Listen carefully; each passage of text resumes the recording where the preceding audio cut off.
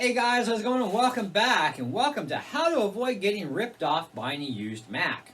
Because let's face it, they're great machines, but the prices are a little ludicrous used.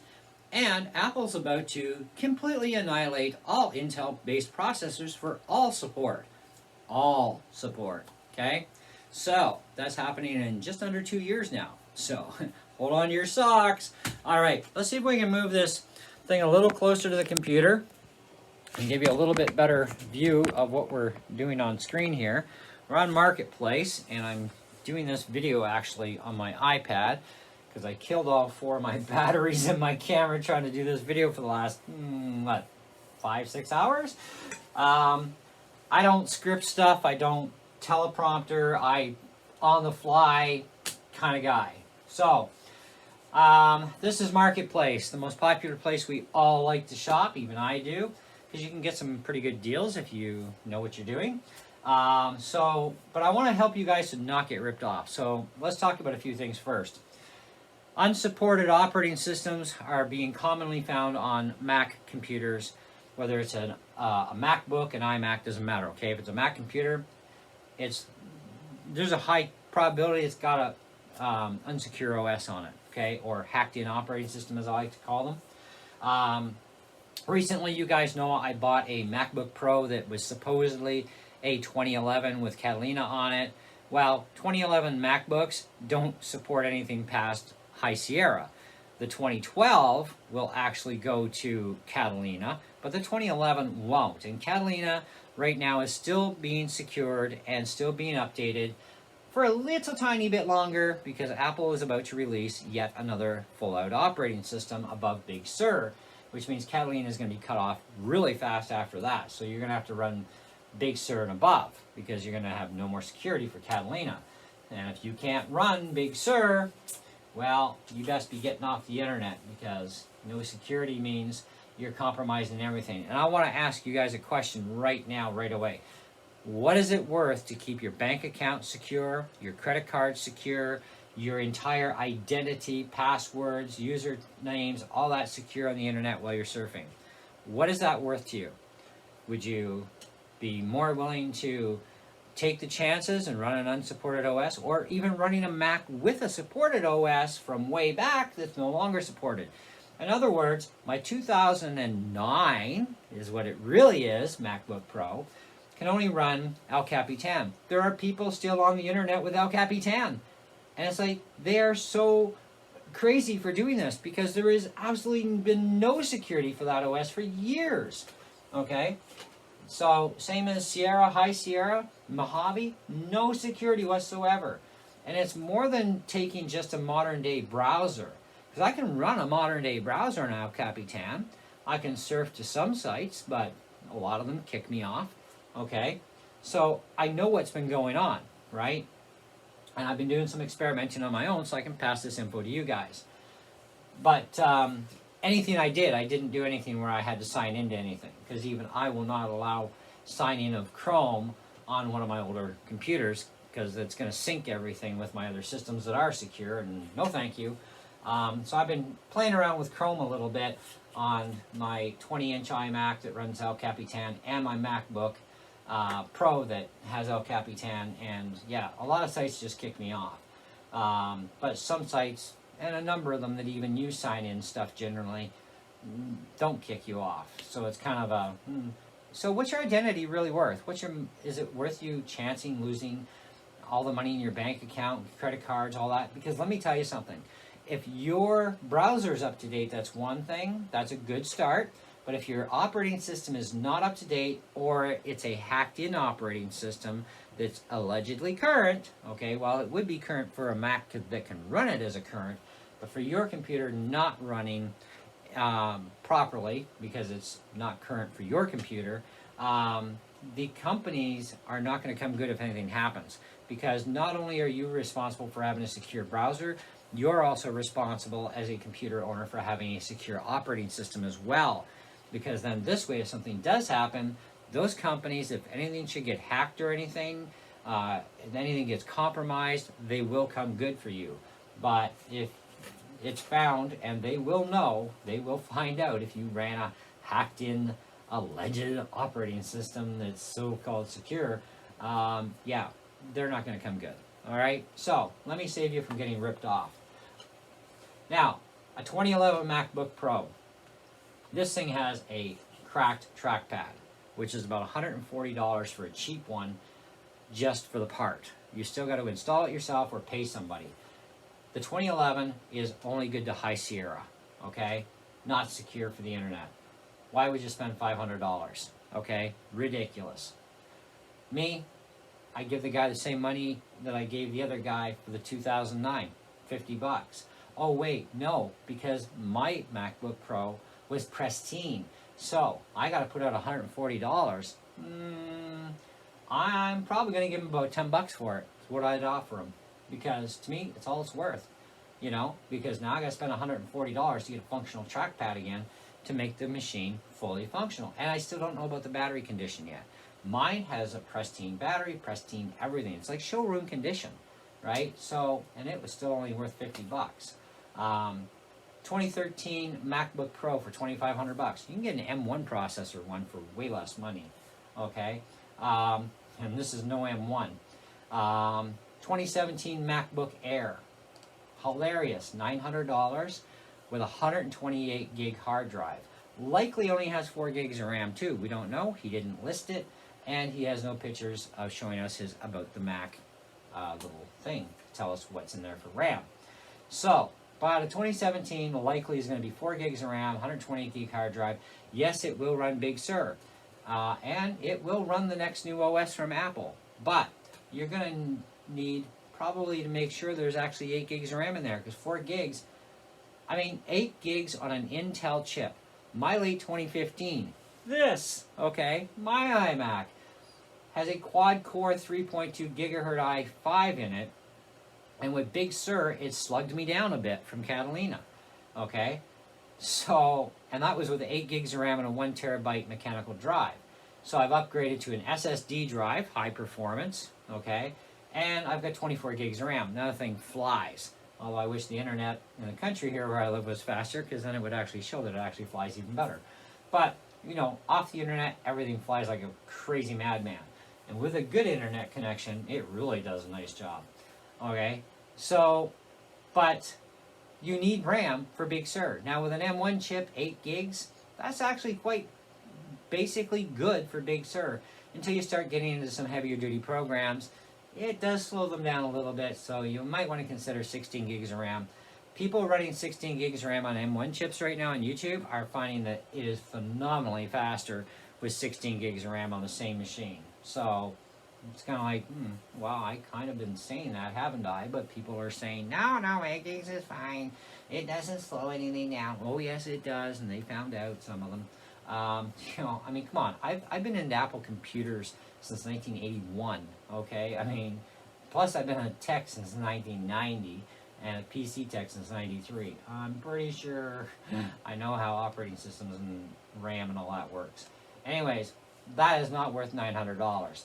Currently, right now, I can buy a used M1 MacBook Air at our Hawk Shop in North Bay, although I think it's a little expensive still, but they want $1,000. I would rather put $1,000 into a 2020 MacBook Air with an M1 chip than to spend $900 on a already 4-year-old machine that's Intel based and thermal throttles like crazy. Okay, I did buy, as you guys know if you watch my channel, I bought a 2020 Air Intel machine with 8 gigs of RAM, 256 gig SSD in it. I put Big Sur on the sucker, and it thermal throttled way too much. It had to go back. So then I bought this. You know, 500 times more horsepower, still being Intel, and I got a 27-inch screen. Yay! And I only paid $1,000.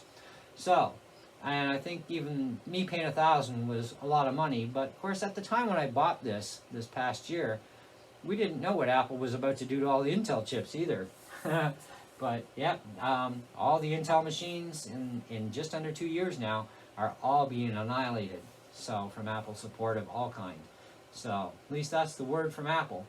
So, but anyways, this guy calls this an iMac Mini. That is an iMac. I'm sorry, it's not a Mini. But 2017 will run Big Sur will definitely run the next new OS from Apple.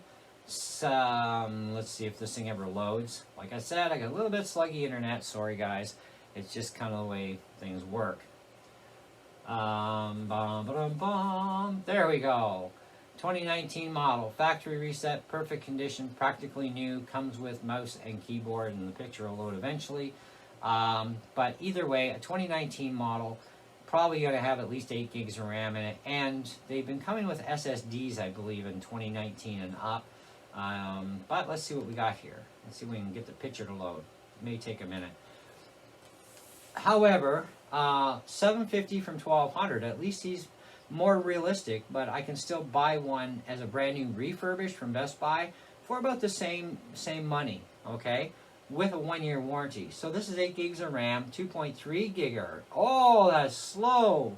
Okay, now it's not worth much, and only 1.5 gigs of RAM for video. Wow, Intel Iris at that. That's not even half as good a video card as what I got sitting in my late 2015, which has got like a 2 gig video card in it. So anyways, whatever, it is what it is. So I'm gonna say this is probably worth about $400 realistically. Okay, at least it'll run the most current OS, which is nice. Now he has Catalina, he hasn't updated it, but it will run Big Sur, and it'll run the next new one. But yeah, oh man, that graphics card, just, oh, terrible. Very slow graphics. Anyways, let's move along. MacBook Pro. This one's available locally where I live. 2013 MacBook Pro. Now, the 2013 will run Catalina, but it will not run Big Sur, okay? And Catalina is about to lose all support once the next new OS is released this fall, and then Big Sur starts getting annihilated. So you only have maybe a good couple of months, and then this has to come off the net. However, there's some issues. They say it works great. Do not use it enough. Here's problem number one. We got a busted trackpad on this thing. That is not cool. There's $140 at least, plus shipping and taxes, Canadian bucks, if I remember the ad right that I saw, for a brand new trackpad. Still got to install it. Average person's going to pay somebody about $200 to have that installed, you know, from an Apple authorized service center. Do it yourself. Follow the steps. Disconnect the battery. We don't even know the condition of the battery, and it's missing some keycaps. Now, I haven't been able to find any keycaps for this thing anywhere. But I also wouldn't pay $500 for it either. I mean, the other one that's up there was older, and they wanted $500, like ridiculous. In the state that this thing is in, if I can't find keycaps, or if I do find keycaps and the clips on these keys are broke, which means you won't be able to use your keycaps that you just spent money on, that means a new keyboard. New keyboard's $250 roughly, plus tax and shipping. Plus the keypad, and even doing it yourself, you're still upwards around $400 on top of if you pay them the $5. Even if you bought it for $4, you're in for it for $800. You can get an amazingly modern day Mac, still being an Intel chip, for $800. That's going to be way faster than this laptop, way better condition. Okay, well, we just saw that iMac for $750. You know that. You know, I say it's worth $4, but, you know, way newer, runs most current OSs. This thing, it's a 2013, you know, I mean, it does go to Big Sur, but it doesn't say anything about the new OS that's coming. It's maxed out at Big Sur. And then again, we got to replace a bunch of parts to make it functional for anybody to really use it. So that's garbage. I wouldn't pay them hardly anything for it, to be honest. In that condition, the bottom price I would probably pay, like the absolute bottom, I would probably pay, considering I got no 9 sitting here in showroom condition, I paid $50 for it, I'd probably pay about $30 for this one. But I would just, you know, see if there's any usable parts. I would never put a dime into fixing that. That is garbage. we have an old iMac. I think this is an iMac G5. Definitely, either way, not secure for the internet. $100. I give them 20 for it. You know, maybe 30 if the CD-ROM works. But that depends if it's a regular iMac or if it's an iMac G5. It's the front face on this that makes it, to me, I think it's an iMac G5. I haven't actually emailed them to ask them any real questions about it, but, you know, she's old, and that camera is probably like 360p at best, maybe 480. I'd have to really research this one. We got a late 2015 5K i7 iMac here, $1,400 in Perry Sound. Ridiculous! I paid $1,000, and mine's a late 2015 with a 5K display. The only difference is this thing has 32 gigs of RAM. They say 24 in the ad, but in the picture it actually shows 32 gigs. He's got half the hard drive size that I do, but he does have an i7 chip, and he's got the same video card, but not a lot of differences there, and definitely not $1,400 worth. I mean, you have to also consider too, with all Intel-based processors going completely zips up in less than 2 years with absolutely no more support, why would you spend this kind of money? I mean, $1,400, the brand new, in Canada, Best Buy store in North Bay sells the iMac 24-inch M1 8x256 configuration, smokes this thing left, right, and center and sideways, and then some, is only $1,599. Why would you pay $1,400? I wouldn't even pay $1,000. I mean, I kind of overpaid for mine. I paid $1,000 for mine, and it's a 3.2 gigahertz quad. Okay, but either way, I mean, realistically, I should have only paid about $700 or $800. But now my 2015 is not worth anywhere near what I paid for it. So the 2015 of this with the i7, mine's an i5, even with the i7, is still, I mean, realistically, I would probably put this thing around, and especially now knowing what's going on in less than 2 years, and it's going to be useless brick. Well, it is worth more than that 21.5-inch 2017, because it's also a lot faster too, which does make a difference. I would probably say about $550 would be a fair price for this one. You know, and you'll get your money's worth out of it in 2 years easily. Okay. Now it doesn't mean you can't actually use it after they cut it all off. It just means you best be staying off the internet because you're no longer secure. But you can still certainly use the machine for a lot of things offline. You know, Macs are still very usable for many years as offline machines. You know, it's part of the reason why I collect them, for old video games that I like to play, or running older versions of music software that won't run on the newer OSs that I still like to use, that sort of stuff. So there's still some usefulness. There's a pair of 2019 iMacs here. Guy wants $2,000 a piece. 2019, a lot better than 2015. So now we're talking maybe an extra $200 above what I said for the 2015 i7 we just looked at. And he's being nice to give us keyboards and mice. Look, every iMac brand new comes with a keyboard and mouse. In fact, this is the mouse it comes with nowadays that's rechargeable. Or you got the one that ran on batteries, whichever, depending on your model year. My 2015 came with an original keyboard and mouse that ran batteries in both. My now the computer that my wife has, which was actually a 2015 21.5-inch I gave her, came with the rechargeable keyboard and mouse that I just scooped off of her, because I put her into a full-size keyboard that's Bluetooth, as well as I bought her a Bluetooth mouse because my 20-inch iMac 2007 will run any Apple keyboard or mouse, even modern-day Bluetooth, but will not run any of the other keyboards because they all want 4.0, and I'm running like half of that, I think. So, anyways, we made a swap, and I bought her a mouse and gave her a Bluetooth keyboard for it. But anyway, so yeah, this is only worth a couple hundred extra, but you should get your money back out of that in 2 years, right, before you got to be off the net. In a lot of ways, what I am trying to say, guys, is you should really be leaving the old Macs to die, because really, to hack in a Mac OS in an unsupported Mac, yes, you can do it, but you have no support from Apple. You have absolutely no security in that OS, you know, and you're taking your chances at losing your identity. You're taking chances at being hacked so easily. A Mac OS that is now unsecure is so easy to hack. When they're in current production and constantly being updated, they have very good high security.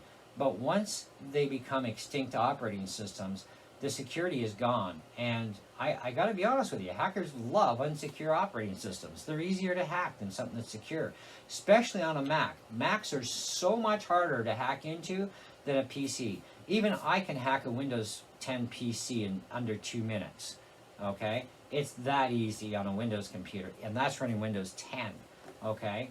So on a Mac, it's a lot more difficult to hack into one, but it can still be done, okay? So when you start talking about security, internet, and all that jazz, right, you know, your security in reality, you have about 97% truth, 3% total BS, okay, when it comes to security stuff. So we're technically about 97% secure, or should be secure within 97%.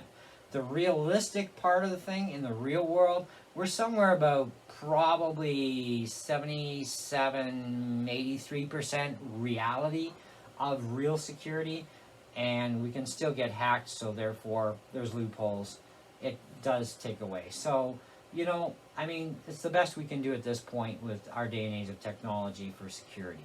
So, but I would rather run a majorly secure computer, real security, as opposed to being on a computer with a hacked-in operating system that has absolutely zero security, or running an old operating system that for some reason can still run a modern day browser and get me on most websites and having absolutely no security there. You know, I mean, I'd rather be more secure. That's my thing. Okay? Safety first, especially when it comes to my ID, my finances, my passwords, all that. I really want that security to be there as best as it can possibly be done. Okay? So this is pretty much the end of our options for MacBooks.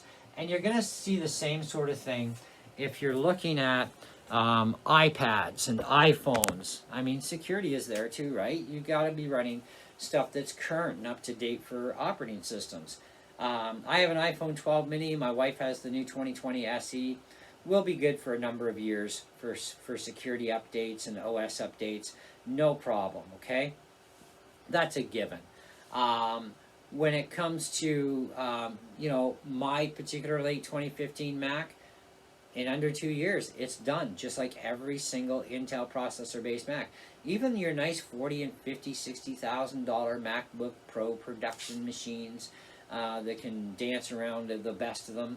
I mean, these computers that are Intel-based still running in companies are all going to be done in less than 2 years. They're going to have to go with M1 chip-based machines, or whatever the next new version of the chip is, in 2 years. Okay? Otherwise, yeah, they're going to have no security. So they're going to have to make sure these computers stay off the internet if they're still going to use them for anything production-wise.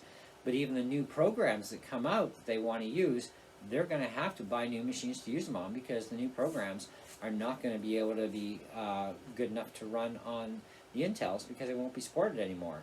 And that's a lot of money for printing companies and music studios and movie studios to be putting out all that exorbitant amount of money. But hey, everything eventually has its time that it has to go.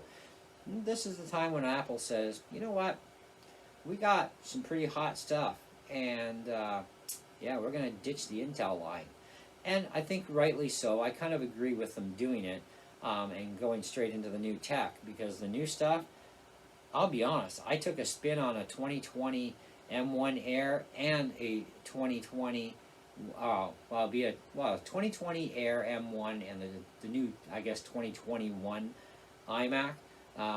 And even with the configurations of 8x256, these things are phenomenal, you know, and it's like, but the next OS might slug it down a little bit. So I probably, for me, when I do buy one, I'm going to get one with 16 gigs of RAM and a terabyte hard drive in it. And which means I got a pre-order from Apple, which is fine. Um, but you know, I take my computing stuff serious, you know. Anyways, hopefully this gives you a little bit of an idea on how to avoid getting ripped off. Now, a little bit more on this subject with dealing with pawn shops. When you're looking at Mac computers and pawn shops, bring your camera with you on your, well, bring your phone, smartphone with a camera, and, you know, zoom up the picture, check out the model number on the back of the plate, make sure it matches the operating system about this Mac. Also check the year of the Mac, make sure it can support the newest OS, and then go from there with your bargaining chip. Right now our local pawn shop has definitely 2 MacBooks in there that are not going to be going on the internet safe and secure. Even if you hacked in an OS, like I said, you have no security. But they are definitely way too old, and they want $250 for one, $300 for the other. They have an iMac 20-inch like this, identical. They want $180 for. Again, not safe for the internet. And even if you could hack in a Catalina into it, still no security. Either way, they want way too much money. These are not Subo computers, and they should not be sold as computers that could even be viable for the internet, period. So they should actually be stating on these, not secure for the internet, and then at least that gets them off the hook. So if somebody does go on the internet and gets all their stuff stolen, Hawk Shop won't be responsible. But by not advertising that, that kind of can leave them on the hook. It also leaves them on the hook too that a person buying it, if they take it home and find out that they can't surf to half their websites because they have no security, they can't update the OS, person's pissed. It's like, well, you knew what you were buying because of what the sheet said, so tough. By not doing that kind of thing, yeah, they would have to actually come good and actually full refund of the money when the person found out. And they would definitely have other issues to deal with if the person was hacked. So, because they're not putting these things out as knowing themselves that these are not secure. These should not be on the internet, okay? They're trying to make money, but in the wrong way, and they're asking way too much for these computers too. All the Hawk shops I've been to, same thing. They do the same stuff. You know, the problem is, why it happens is they really don't understand Apple tech. A lot of them in there may understand PC tech, right? And everybody knows you gotta run at least Windows 10 these days, right? The Hawk Shop does have some Windows 7 computers in there that I saw for about $100 a piece. These are basically slimline desktops that stand up and look like a tower. They weigh like 500 pounds a piece. They're like freaking heavy. And I was looking at one because I wanted a more slimline Windows 7 tower because I'm network gaming with my buddy. But thought, you know what, mine weighs like not even a pound. Like, might be a little bulky, but no thanks. I'll leave that $100 toy there. And I think $100 is too much. It's Windows 7. I mean, come on. It's worth $20. That's it. They want 100. Forget it. Way too much money. But either way, you know, you got to look at things realistically here. But they're not promoting them one way or another for internet or no internet. I've tried going on the internet with Windows 7. Not fun. Not easy to do either. Windows 7 is very extinct. You know, it's the same thing. They should be promoting them as not internet capable machines. You know, don't use these on the internet. They don't, and they should be. You know, but they definitely don't know their Macs very well, nor do they know or understand Mac values and in the reality of it, because they rely too much on eBay, and eBay is nothing but a bunch of Joe blokes like you and me putting our junk up there, trying to get the most buck we can for it. You know, hopefully somebody buys it and gives us a decent price at the end of the bidding war, or we have a buy it now only kind of deal and we just do it, right?